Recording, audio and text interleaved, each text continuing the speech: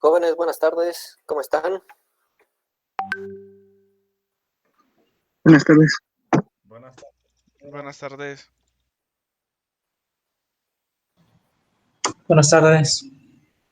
Jóvenes, les voy a pedir al equipo 3 tema que quedó pendiente, por favor, de cómo obtener el módulo de reacción K.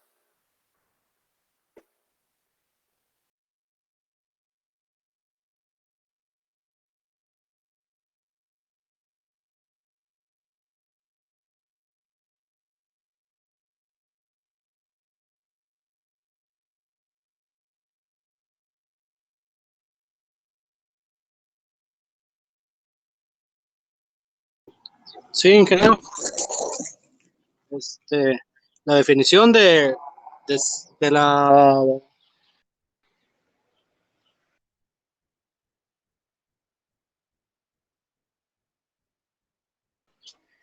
el CBR. El CBR es un ensayo para evaluar la calidad de un material de suelos. Son base en su resistencia, medida a través de un ensayo de placa a escala.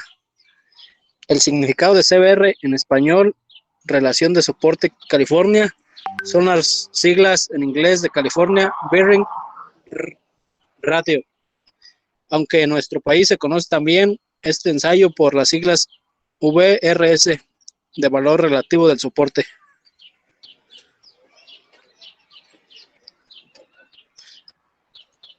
La aplicación mide la resistencia al esfuerzo cortante de un suelo y para poder evaluar la calidad del terreno para subrasante, subbase y base de pavimento. Este es uno de los parámetros necesarios obtenidos en los ensayos geométricos previos a la construcción, como también lo son el ensayo productor y los análisis granulométricos del terreno.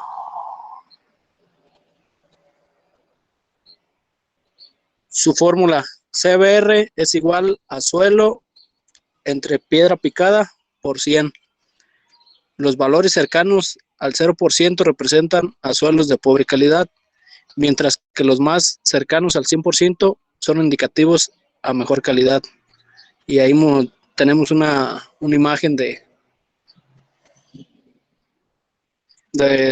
resultado. A la derecha tenemos la penetración y en Y tenemos, ¿qué es? No lo alcanzo a leer. Siguiente, por favor. Procedimiento de CBR suelos. La prueba de CBR consiste en determinar la carga que hay que aplicar a un pistón circular de 19.35 centímetros cuadrados para introducirlo en una muestra de suelo a una velocidad de 1.17 milímetros sobre minuto, hasta obtener una penetración de 2.54 milímetros. A través de este procedimiento se determina lo que se llama el índice CBR, que es la relación entre cargas determinadas y la que se obtiene por el mismo procedimiento para una muestra tipo de roca machacada. Se expresa en porcentaje de penetración de 2.54.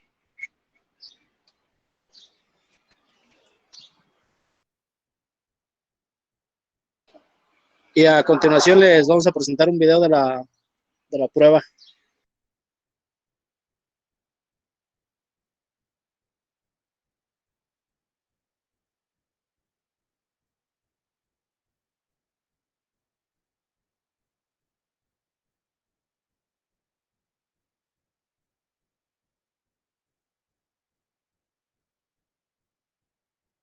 No lo puedes reproducir tú, güey.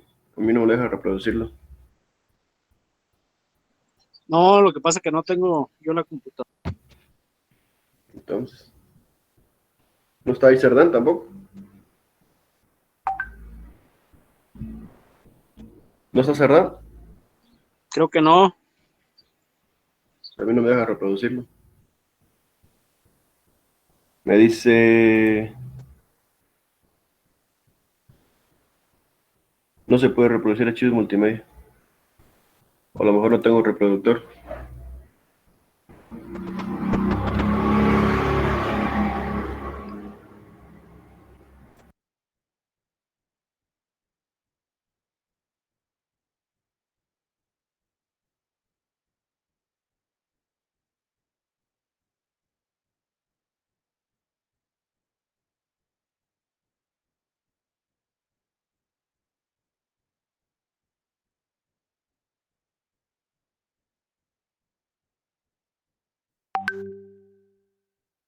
¿Viste el video?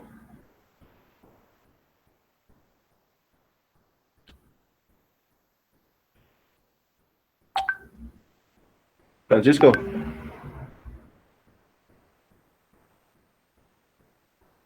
Ey, ¿viste el video? sí, sí lo podría abrir. Sí se podía, nada más que yo no tengo la computadora ahorita. Pero no, o sea, no recuerdas lo que se veía en el video para que lo expliques, pues, porque no lo puedo reproducir yo. No recuerdo bien. Pues ahí cierra, pues ya, pues yo nada más estoy presentando. Pues eso es, ingeniero, más que nada lo que encontré de la prueba. Está bien, jóvenes. El problema es que no era qué era el CBR. Eso ya lo sabemos desde el semestre pasado. Es cómo obtengo el módulo de reacción K, ¿sí? Si yo tengo los datos del CBR. Ese era el tema, jóvenes. Entonces sigue pendiente, muchachos. Investiguen, por favor. ¿Sí? Sí, está bien, ingeniero. Vale. Entonces, el CBR ya sabemos cómo lo obtenemos. El módulo de reacción K también. ¿Sí? Pero ahora sigue cómo obtenemos el módulo de reacción K conociendo el CBR o el BRS. ¿Vale? Listo, jóvenes. Entonces, seguimos con el equipo 5 en la exposición y del equipo 3 todavía sigue pendiente ese tema. Adelante, muchachos, del equipo 5.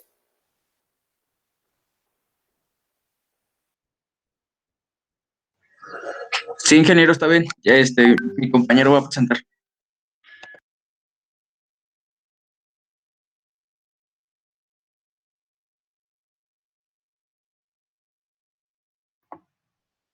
¿Ya ven la pantalla, compañeros? Sí, ya se ve. Sí, sí, Ah, sí. bueno, nosotros somos el equipo 5 y nosotros les vamos a hablar sobre los métodos de diseño de pavimentos rígidos. Siguiente, Willy, por favor.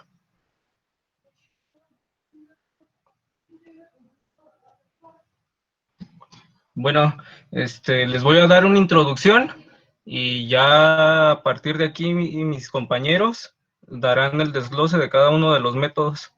Bueno, se denominan así a los pavimentos constituidos por losas de concreto hidráulico, armadas o no, que reposan generalmente sobre una base adecuadamente preparada y a veces sobre el propio terreno de la explanada.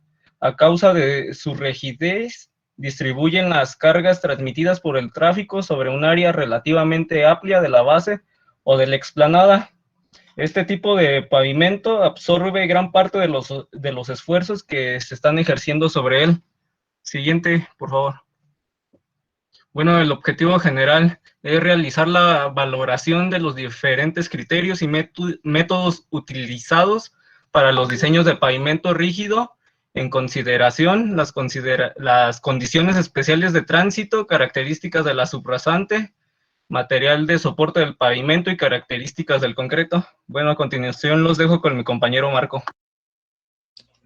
Hola compañeros, bueno, yo les voy a exponer lo que es el catálogo de secciones estructurales de la SCT. Lo siguiente, por favor.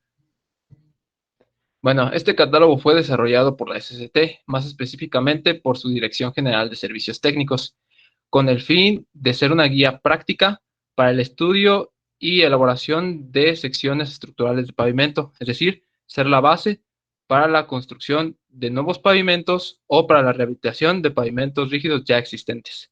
La siguiente, por favor. Bueno, este método de diseño tiene tres criterios principales, o se guía por tres criterios de diseño principales.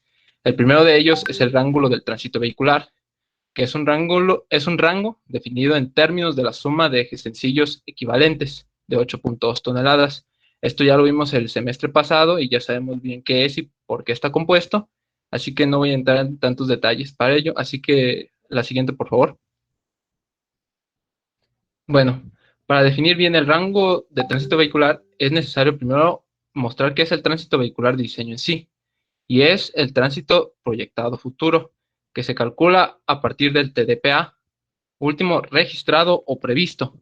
Si es registrado, esto significa que la carretera ya se encuentra en funcionamiento o es una carretera ya existente. El TDPA se obtiene a partir de aforos de tránsito registrados. Como lo hicimos el semestre pasado, obtuvimos aforos de internet, de la página de la SST, si no me recuerdo. Entonces, así los obtendríamos en caso de que la carretera ya sea existente. Ahora, si es un TDPA previsto, significa que la carretera se encuentra en estado de, o bueno, en su etapa de proyecto, o aún no ha sido abierta, lo que implicaría que el TDPA lo obtengamos por medio de análisis de estimación de tránsito vehicular o por medio de estudios de asignación de tránsito. Y el horizonte de proyecto considerado en este catálogo para todos los tipos de pavimentos es de 20 años. 20 años porque si tomáramos horizontes más grandes como de 30 años o más o menos, pues los datos o toda la información estimada sería o tendría un grado de incertidumbre más grande, lo que nos podría generar cierta inconsistencia y desconfianza. La siguiente, por favor. Bueno, el siguiente criterio de diseño es la regionalización de la República Mexicana. Y para esto la SST elaboró un mapa de la República Mexicana en el cual se definieron 5 regiones R, que se denominan R1, R2, R3, R4 y R5, como se muestra en el mapa.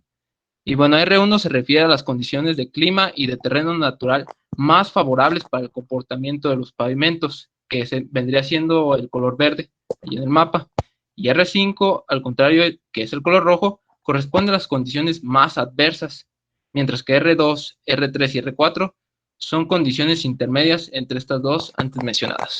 La siguiente, por favor. Y bueno, para la determinación de la región donde existe o donde se construirá el pavimento, se debe determinar por medio de una calificación global en función de una calificación particular. Más adelante explicaré bien esto debido a que estas calificaciones están en función de ciertos parámetros de diseño que voy a mencionar en un par de diapositivas adelante. La siguiente, por favor. Bueno, el último criterio del que hablaré es la caracterización de los materiales, que consiste en la obtención de diversos parámetros de materiales que se utilizarán en la construcción de las secciones. Esto por medio de ensayos y pruebas de laboratorio correspondiente a cada material bajo análisis, ya sean pruebas que conocemos o pruebas que no conocemos o no hemos visto. Pero principalmente me enfocaré en las que ya han mencionado compañeros nuestros y que más o menos con las cuales ya estamos familiarizados. La siguiente, por favor. Bueno, ahora les hablaré sobre los parámetros de diseño y el primero de ellos será el tipo de terreno natural, que para esto el tipo de terreno recibe una calificación en función del concepto aptitud, que significa que la aptitud es la capacidad que tienen los materiales para soportar las cargas que actuarán sobre ellos sin sufrir deformaciones excesivas y sin colapsarse por resistencia al esfuerzo cortante. En la tabla de abajo se muestra la aptitud que reciben los tipos de suelo en base a su clasificación SUCS. Como podemos ver, los limos, arcillas orgánicas de alta plasticidad reciben una aptitud muy baja y en SUCS reciben la clasificación OH, por lo cual esto significa que no son aptos para soportar cargas actuantes sobre ellos y que se pueden deformar más fácilmente que otros tipos de suelos. Por lo contrario, si vemos, por ejemplo, la arcilla arcillosa, que recibe una aptitud alta y en la clasificación SUCS recibe un SC, pues significa que esta tiene una mejor capacidad para soportar cargas y para sufrir menos deformaciones y para colapsarse, o bueno, evitar el colapso por resistencia al esfuerzo cortante. Y entre ellos podemos ver muy baja, baja, media, y por lo cual significa qué tan buenos o qué tan aptos son para la construcción de pavimentos. La siguiente, por favor. Bueno, los siguientes parámetros que voy a mencionar son la precipitación pluvial máxima y la temperatura máxima y mínima. Estos los pongo juntos porque tienen algo en común, y es que ambas se deben de obtener de la estación climatológica más cercana al sitio donde se encuentra el pavimento o donde se planea construir el pavimento. Es por eso que los puse juntos, ya que, como vimos con mis compañeros en el semestre pasado en hidrologías, todo lo que está relacionado con el clima se obtiene de estaciones climatológicas o meteorológicas. Es por eso que estas las podemos obtener de ahí. La siguiente, por favor. Y bueno, en esta tabla, recuerdan que les mencioné que la regionalización se realiza en base a una calificación particular que engloba una calificación global. Bueno, dichas calificaciones están en base a los parámetros que les acabo de mencionar: la temperatura máxima, la mínima, la precipitación pluvial y la clasificación de suelos y rocas. En base al valor que reciban en este parámetro, se les asignará una calificación particular para cada parámetro. Y en base a un promedio que se obtenga de todas las calificaciones particulares obtenidas en cada parámetro, se les dará una calificación global que dirá qué tan apta es la zona o la región para la construcción de un pavimento.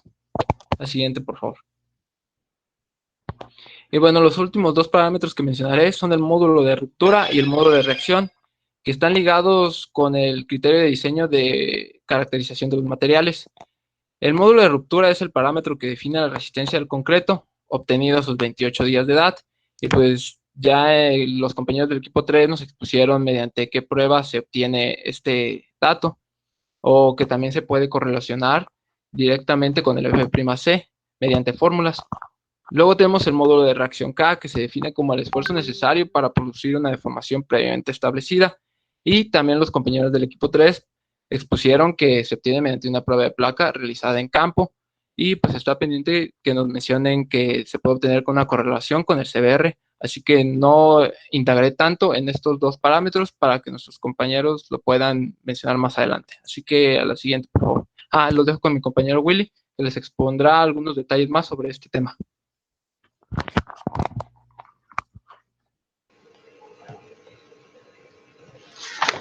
¿Sí me escuchan? Sí, Willy. Sí, Bueno, ¿dónde se aplica? ¿Dónde se aplican estas estructuras? Bueno, estas son aplicables tanto a carreteras normales como a carreteras de altas especificaciones. ¿A qué nos referimos con una carretera de alta especificación? Bueno, estas pueden ser libres o de cuota, y sus características geométricas comprenden 2 o 4 carriles confinados con muro de contención central y curvas y pendientes suaves. Estas ofrecen al usuario ventajas en tiempo de recorrido y con mayor seguridad. También ha sido elaborada para los climas, tránsito vehicular y materiales más comunes existentes de la República Mexicana, como ya lo mencionaba mi compañero Marco en el mapa de regionalización. Igualmente, las secciones de pavimentos presentadas en el catálogo no son aplicables en los sitios que tengan condiciones particulares como islas, desiertos, zonas lacustres o regiones pantanosas. Y por último, las secciones estructurales para pavimentos rígidos que se presentan en este catálogo solo son aplicables para losas de concreto simple con pasajuntas y con acotamientos de concreto hidráulico.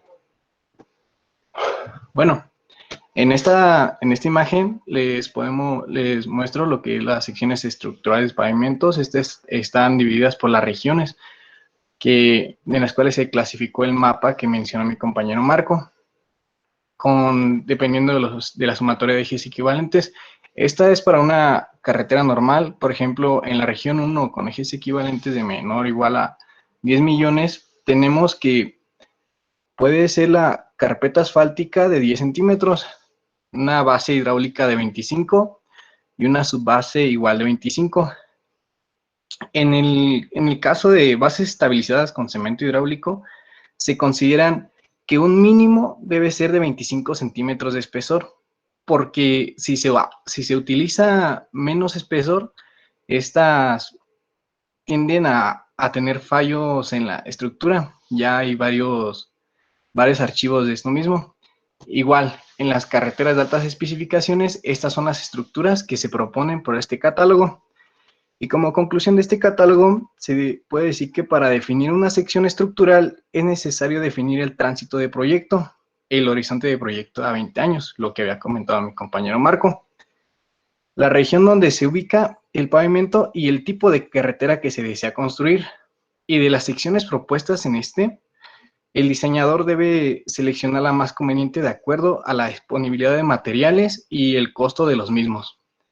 Y bueno, los dejo con mi compañero Chava. Bueno, yo les voy a hablar sobre el método AASHTO. Siguiente, por favor. El método de diseño AASHTO, originalmente conocido como ASHO, fue desarrollado en los Estados Unidos en la década de los 60, basándose en un ensayo a escala real realizado durante 2 años en el estado de Illinois, con el fin de desarrollar tablas, gráficos y fórmulas que representen las relaciones de deterioro-solicitación de las distintas secciones ensayadas.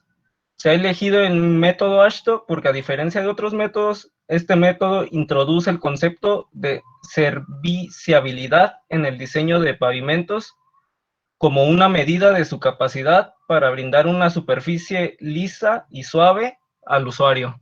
Siguiente, por favor.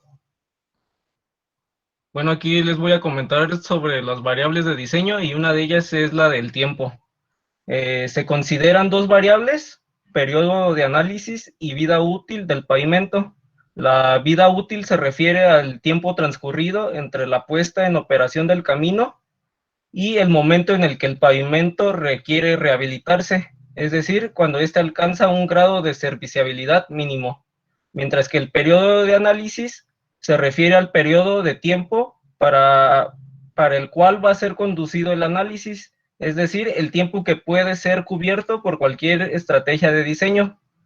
Para el caso en el que no se consideren rehabilitaciones, el periodo de análisis es igual al periodo de vida útil, pero si se considera una planificación por etapas, es decir, una estructura de pavimento seguida por una o más operaciones de rehabilitación, el periodo de análisis comprende varios periodos de vida útil, el del pavimento y el de los distintos refuerzos. Y aquí se observa una tabla donde pues se clasifica cada una de las vías y está el tiempo estimado que la AASHTO dice que es para el diseño de estos. La siguiente, por favor.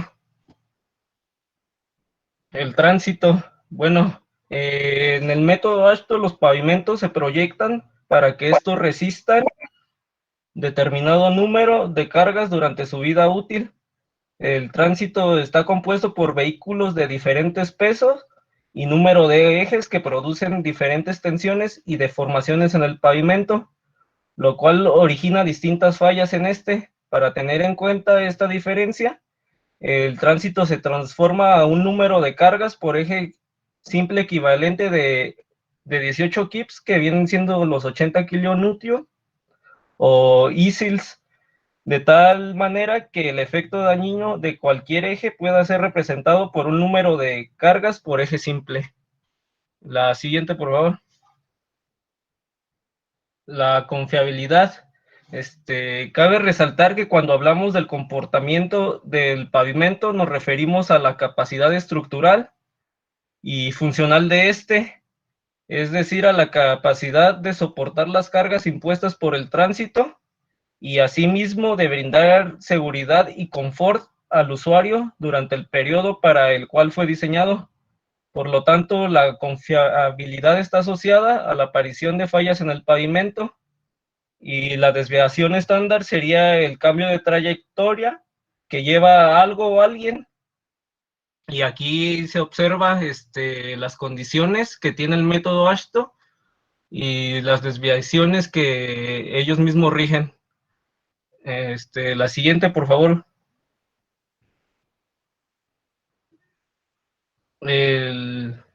Aquí es el grado de importancia de la carretera. Bueno, esto tiene que ver con el uso esperado de la carretera, así para también carreteras principales. El nivel de confiabilidad tiene que ser más alto, ya que si no se tiene de una forma correcta, el espesor tendrá un hundimiento, y esto trae como consecuencia que alcance los niveles mínimos de serviciabilidad antes de lo previsto, debido al rápido deterioro que experimenta la estructura. Y aquí están los grados que que rige también la AASHTO, dependiendo del tipo de camino. La siguiente, por favor.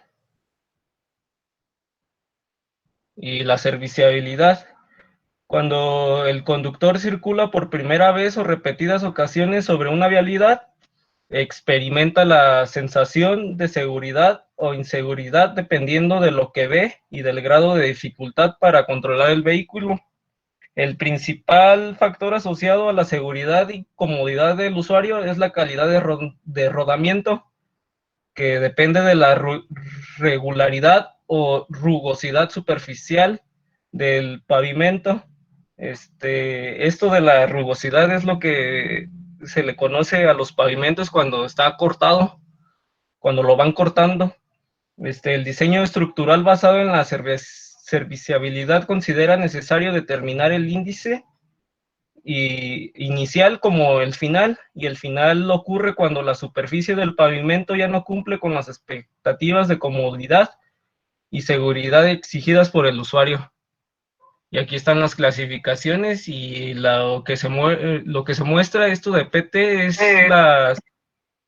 la serviciabilidad final que tiene cada una de estas clasificaciones. La siguiente, por favor. Y la transferencia de carga.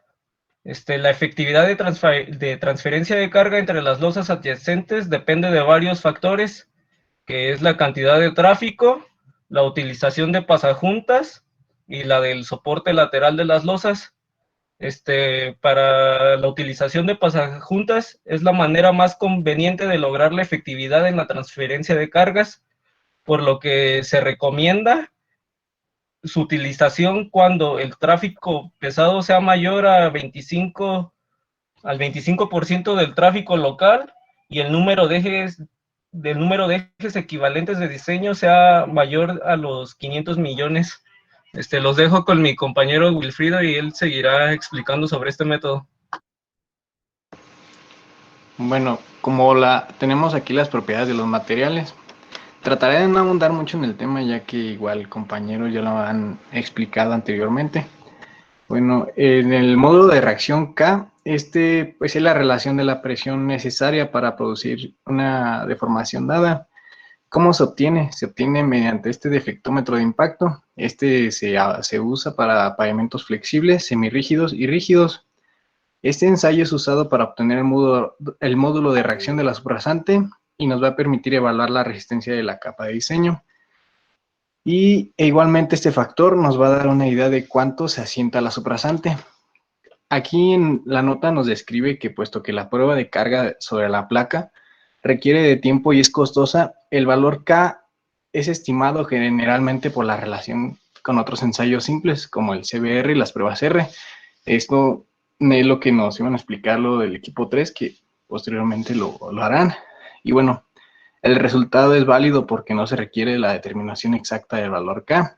Las variaciones normales para un valor estimado no afectarán apreciablemente los requerimientos del espesor del pavimento. Como otra propiedad tenemos que es el módulo de rotura de concentración. Bueno, este es un parámetro muy importante como variable de entrada para el diseño, ya que nos va a ayudar a controlar el agrietamiento por fatiga originado por las cargas repetidas. Igual yo no los había comentado, creo que era el equipo 2. Y bueno, se va a definir como la tensión máxima de un espécimen rectangular. El módulo de rotura requerido del procedimiento diseñado es el valor medio determinado después de los 28 días del ensayo en la carga de los tercios.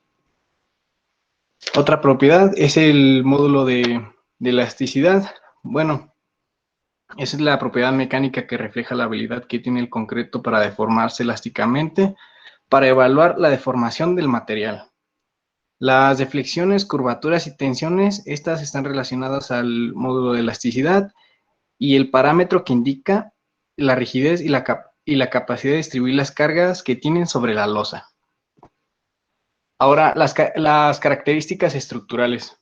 Tenemos como el drenaje. El drenaje, como todos hemos visto a lo largo de nuestra carrera, es uno de los factores más importantes en el diseño. ¿Por qué? Porque va a ser el causante principal del deterioro de la estructura, originando efectos devastadores, siendo el mayor la pérdida de soporte. Para minimizar estos efectos del agua, del agua sobre el pavimento, debemos prevenir el ingreso al pavimento teniendo un drenaje superficial adecuado, proveer de un drenaje para remover el agua rápidamente, que es el drenaje subterráneo, y construir un pavimento suficientemente fuerte para resistir el efecto combinado de carga y agua. Como hemos visto, es imposible impedir el ingreso del agua, por lo que es necesario construir de un sistema de drenaje que permita remover rápidamente el agua. Para esto, los materiales que utilizamos en la obra son los agregados, los geotextiles y las tuberías. Los agregados se usan como capas de drenaje o como material de filtro para sus protecciones. Los geotextiles son usados para reemplazar los agregados como filtros, y las tuberías, estas las vamos a encontrar perforadas, ranuradas o de junta abierta. Estas van a ser colocadas dentro de los drenes para recolectar el agua y tener un eficaz drenaje en nuestras estructuras de pavimento. Y bueno, el drenaje es tratado considerando el efecto del agua sobre las propiedades de las capas del pavimento y sus consecuencias sobre la capacidad estructural de este. Además, el efecto que tiene sobre el coeficiente de transferencia de carga en pavimentos. Como podemos apreciar en esta tabla, nos dice el coeficiente de drenaje, siendo calificado de excelente a muy pobre, dependiendo del tiempo transcurrido para que el suelo libere el 50% de su agua libre y el porcentaje de tiempo en el que la estructura de pavimento está expuesta a niveles de humedad cercanas a la saturación, como aquí se muestra. Bueno, otra característica son las transferencias de carga. Igual ya lo había comentado el equipo anterior. Y bueno, para no abundar, les mencionaré que las cargas deben ser transmitidas de una losa a otra de manera adecuada para que las deflexiones se minimicen las juntas de las losas, si no estas provocarán un bombeo en la subbase y rotura en la losa. Bueno, el coeficiente de transferencia de carga, representado con la letra J, es la capacidad de una estructura de pavimento de concreto para transferir cargas a través de juntas o grietas. Los dispositivos de transferencia de carga trabajan de agregados y la presencia de bermas de concreto. Estas van a tener un efecto sobre este valor. Igual como podemos apreciar en esta tabla, tenemos el soporte de esas en millones, y dependiendo de sí o no, si las tienen con esfuerzo continuo, y así. Posteriormente, la pérdida de soporte. Este factor toma en cuenta la pérdida potencial de soporte proveniente de la erosión de las bases, movimientos diferenciales verticales del suelo. Estas deberán también considerarse este factor en términos de los movimientos verticales del suelo, puesto que resulta de vacíos en el pavimento.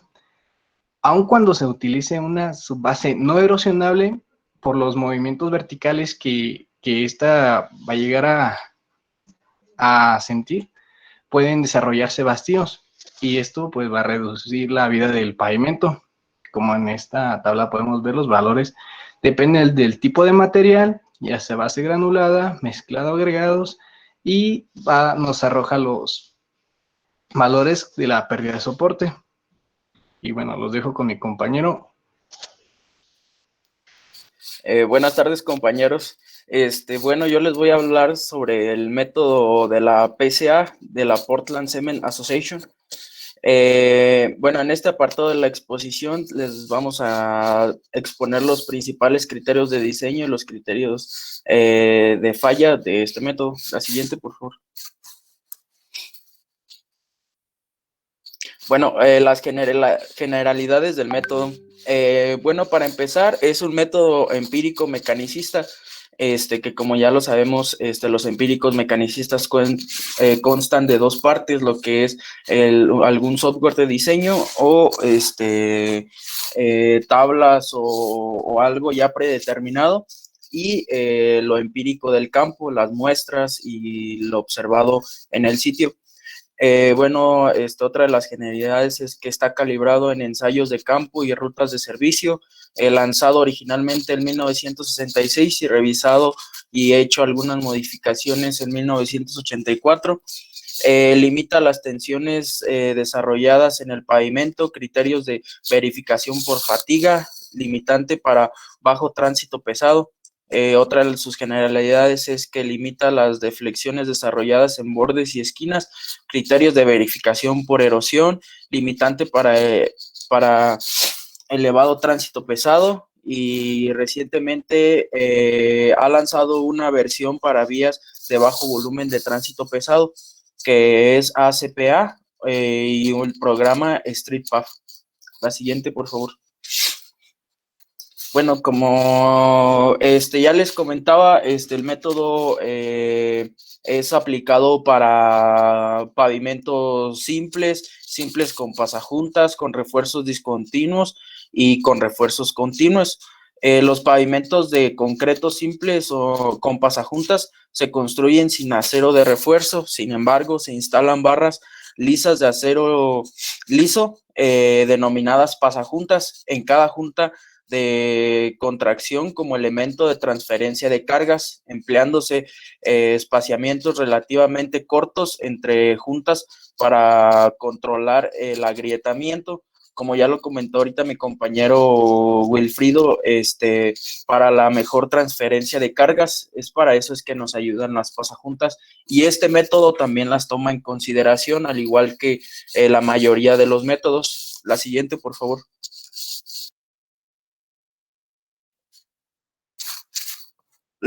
Bueno, al ser empírico mecanicista, también presenta un programa donde se pueden hacer el cálculo de los espesores. Pueden ser resueltos manualmente o con tablas, como también ya se los comentaba, o mediante el uso de software disponible en la Portland Cement Association, siendo el más actual el programa StreetPath, del que también ya les mencionaba, que está accesible en línea. Para el método de diseño ASHTO, y desarrollado el software DISPAF por el Instituto Boliviano del Cemento y el Hormigón. La siguiente, por favor. Bueno, tomando a consideración los factores de diseño, este método también le da mucha importancia a la capacidad de soporte de la subrasante, el K de la subrasante, el tipo de espesor de la subbase, el K combinado, las propiedades mecánicas del hormigón, como lo puede ser el F'C, periodo de diseño, tránsito y configuración de cargas por eje, transferencia de carga en juntas transversales, pasadores, trabazón entre agregados, etcétera. También toma consideración las transferencias de carga en bordes, en tipo de banquina. Bueno, si hemos escuchado también algunos de nosotros, las banquinas son lo que está aledaño a nuestro pavimento. En los pavimentos flexibles se ocupa mucho esto de la banquina, ya que los agregados se pueden disgregar si no se tiene una buena compactación o si no hay algo que lo sostenga. Entonces, en el pavimento rígido también sucede algo similar, que no afecta tanto el pavimento como en los flexibles, pero también es algo a considerarse. El sobreancho de calzada. Factor de seguridad de cargas también lo incluye. La siguiente diapositiva, por favor.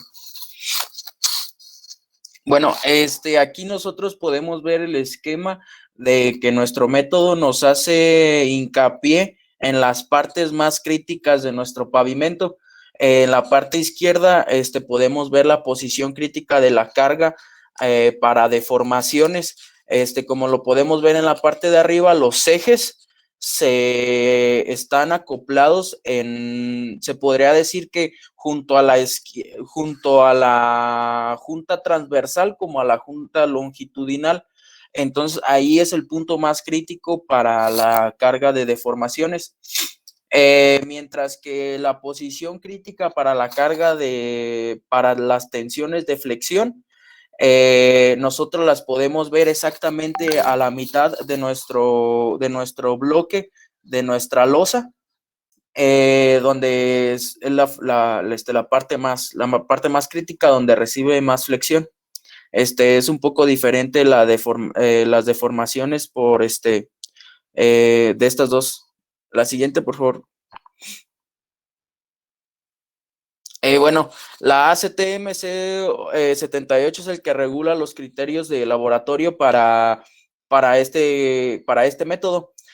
Sabemos que nosotros, a comparación del pavimento flexible, el pavimento flexible en ocasiones se puede utilizar pasadas 24 o 48 horas, dependiendo también del diseño. Mientras que para el concreto rígido, hay que dejar un tiempo un poco más de fraguado para que el concreto resista las cargas del tránsito. No sé si hayan visto en algunos proyectos de pavimento rígido, donde dejan las planchas, dejan tendidas las carpetas y dejan pasar un cierto tiempo para después liberar el tráfico. Esto lo hemos visto también mucho en las autopistas, donde está la caseta de peaje. Normalmente cuando se rehabilita o se reencarpeta, hay veces que duran varios días ahí esperando a que el concreto fragüe. Les voy a leer un poco este apartado para que si lo podemos entender un poco mejor. Las pruebas del modelo de ruptura son comúnmente realizadas a los 7, 14, 28 y 90 días. Los resultados de la prueba a los 7 y 14 días son comparados con los requerimientos de las especificaciones para control de trabajo y para determinar cuándo el pavimento puede ser abierto al tráfico. Nosotros, cuando colamos un pavimento rígido, sabemos que también tenemos que tomar pruebas de ese mismo concreto que estamos colando. Se llevan algunas pruebas al laboratorio, pruebas que se ponen ahora sí que válgame la redundancia, pruebas a los 7 y 14 días. No es así para, por ejemplo, aeropuertos, donde el pavimento se pone a prueba hasta los 90 días y se hace el diseño tomando en cuenta la resistencia que tenga el concreto a los 90 días de fraguado. Bueno, le seguiré leyendo. Los resultados del ensayo a los 28 días han sido comúnmente usados para el diseño de espesores de pavimento de carreteras y calles y son los recomendados para usar en este procedimiento. Los resultados a los 90 días son usados para el diseño de pistas de aterrizaje. Estos valores son usados debido a que hay muy pocas repeticiones en los esfuerzos durante los primeros 28 y 90 días de la vida del pavimento en comparación a los millones de repeticiones de esfuerzos que ocurrirán más tarde. Entonces, bueno, lo que nos dice es de que en este método nosotros vamos a tomar a consideración o vamos a hacer el diseño tomando en cuenta la resistencia que tenga el concreto a los 28 días. La siguiente, por favor.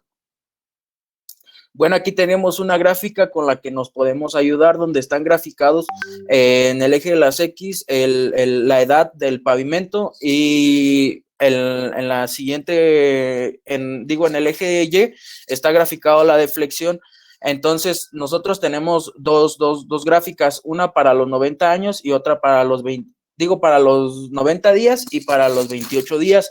La que nosotros vamos a estar utilizando es la de los 28 días, ya que es la que nos sugiere el método que utilicemos para pavimentos de caminos o carreteras, y la de 90 días para cuando hagamos un pavimento para algún aeropuerto.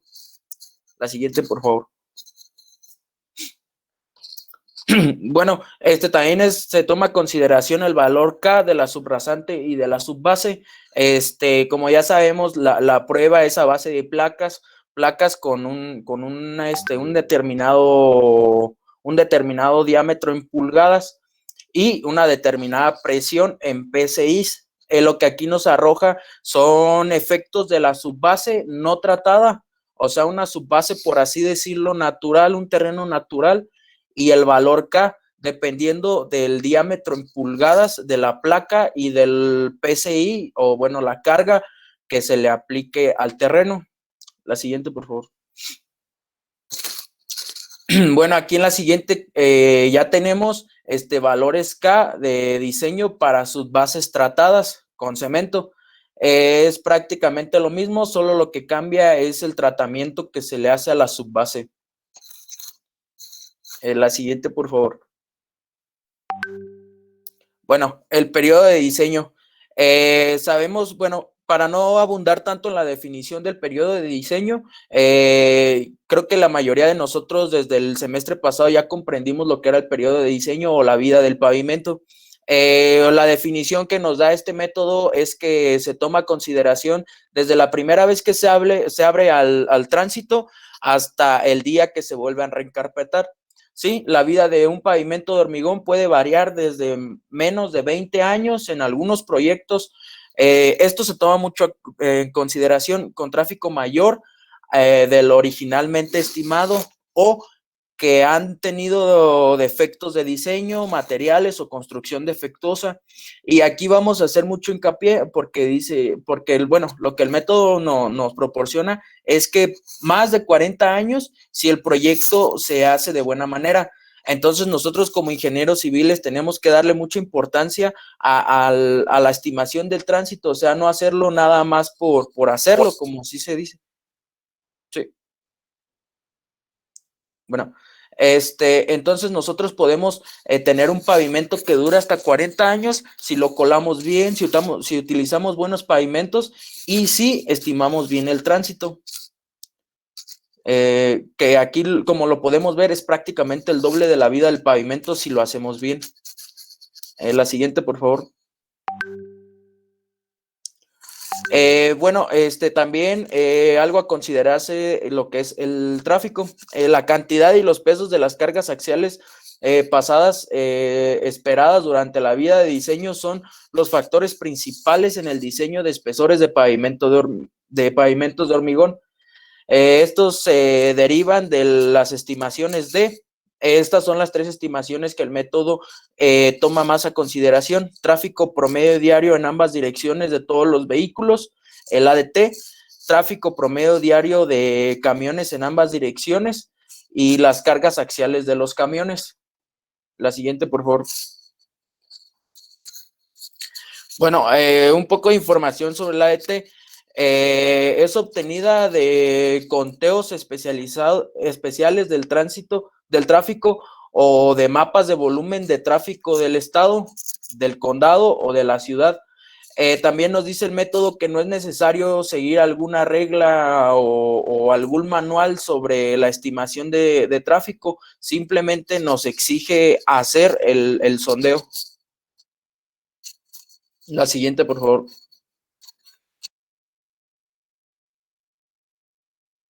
Bueno, compañeros, yo les voy a hablar del método de diseño de losas cortas.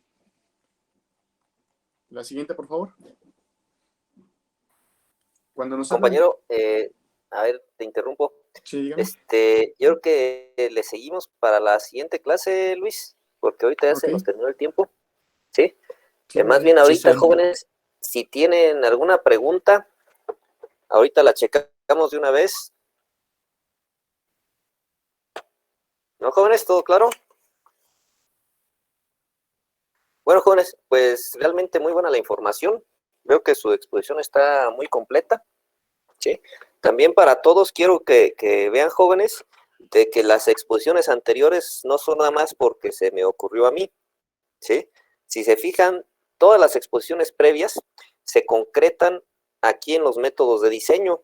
¿Sí? El MR, el módulo de reacción K, ¿sí? Los tipos de pavimentos, conjuntas, impasajuntas.